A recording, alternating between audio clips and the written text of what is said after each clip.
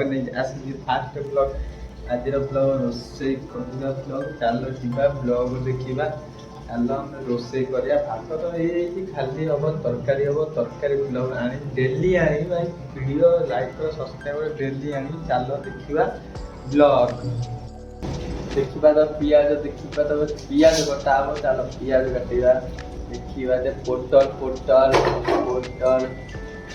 ଆଳୁ ଏବେ ତରକାରୀ ହବ। ଦେଖିବା ତରକାରୀ ହବ। ତେଲ ତାତିଗଲା ପୁରା, ତେଲ ତାତିଗଲା ତରକାରୀ କରିବା। ଆରେ ପିଆଜ ଚୋପାଟା ଛାଡୁନି ତ, ପିଆଜ ଚୋପାଟା ଛାଡୁନି ଛାଡୁନି କହିଦବ କମେଣ୍ଟରେ। ଭାଇ ସପୋର୍ଟ କରିବେ, ଡେଲି ବ୍ଲଗ ଆଣିବି।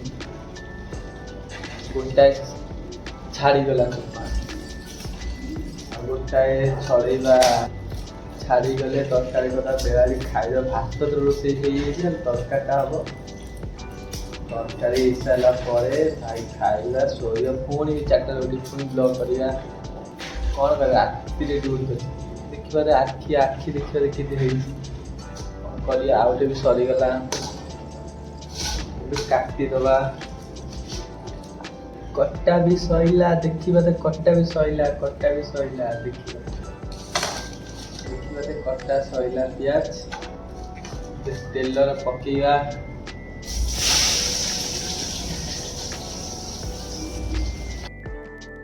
ଗାଇସ୍ ଏବେ ଗ୍ରାଇଣ୍ଡିଙ୍ଗ ହେଇଗଲା।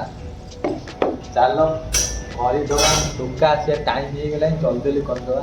ସେ ଆଇଲେ ପୁଣି ଖାଇବ। ଏଇ ଅଦା ରସୁଣ ଗ୍ରାଇଣ୍ଡ ଢାଳିଲେ ଚଲେଇବା।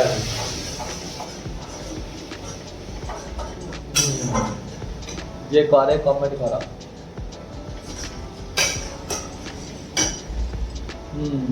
ଭଲ ବାସ୍ନା। ପାଣିଟା ବି ନେଇ ଆସିବା। ପାଣି ବି ନେଇ ଆସିଲି। ପାଣି ଟିକେ ପକେଇଦବା। ମସଲା ସିଝିବ, ପାଣି ପକେଇଲେ ମସଲା ସିଝିବ। और हल्दी पकेदवा। पकेदेली हल्दी ଟିକେ और लंका गुंड पकेदवा। लंका गुंड पकेदेली। तापर लुण